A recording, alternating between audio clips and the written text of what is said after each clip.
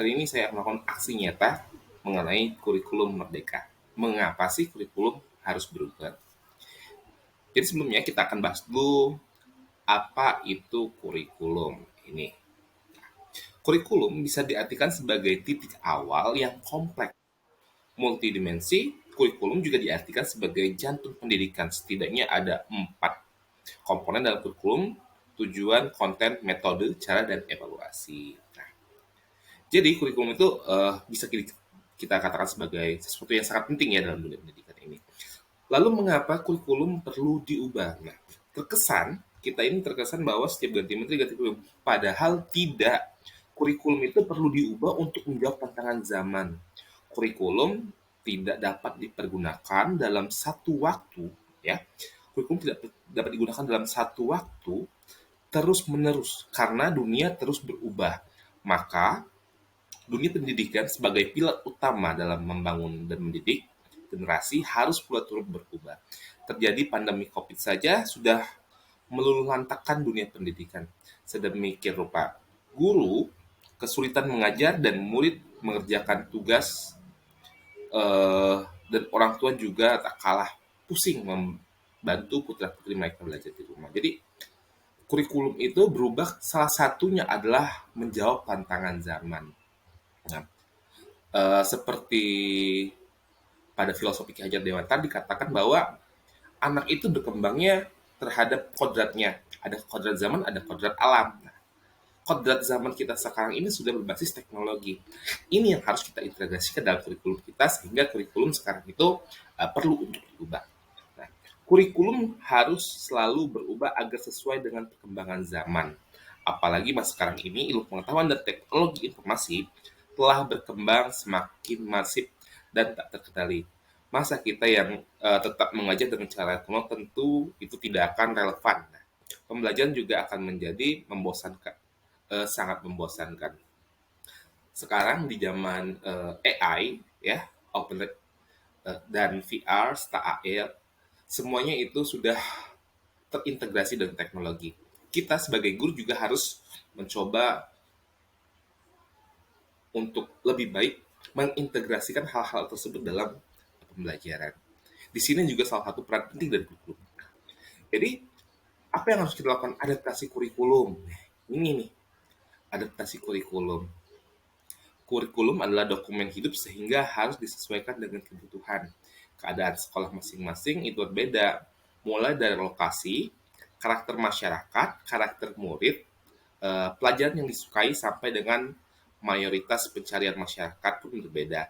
Oleh karena itu, dalam hal mengadopsi kurikulum, perlu adanya adaptasi, adaptasi dengan kondisi sekitar. Ini poin pentingnya, melalui refleksi yang telah dilakukan oleh pihak sekolah, masyarakat, dan pemangku kepentingan setempat, agar mampu menjawab kebutuhan murid dengan keunikan masing-masing.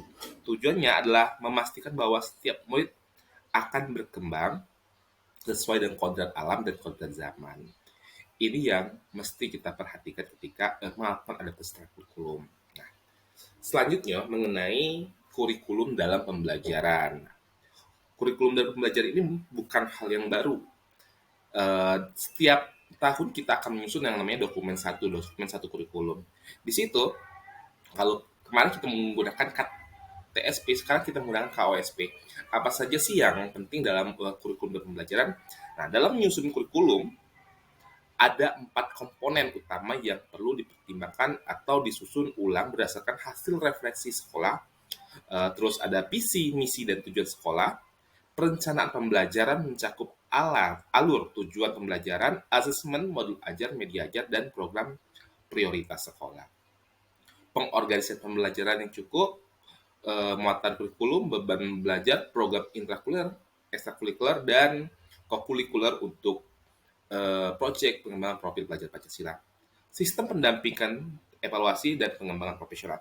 Ini merupakan hal-hal yang perlu diperhatikan dalam pengembangan kurikulum dalam pembelajaran. Ya. Lalu, kita perlu mempertimbangkan tahap perkembangan dan tingkat pencapaian peserta didik saat ini sesuai kebutuhan belajar, serta mencerminkan karakteristik dan perkembangan yang beragam, sehingga pembelajaran menjadi bermakna dan menyenangkan. Pembelajaran dirancang dan dilaksanakan untuk membangun kapasitas menjadi pembelajar sepanjang hayat.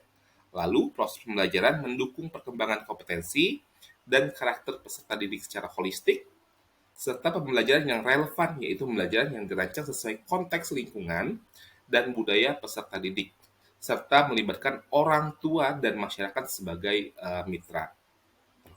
Pembelajaran berorientasi pada masa depan yang berkelanjutan.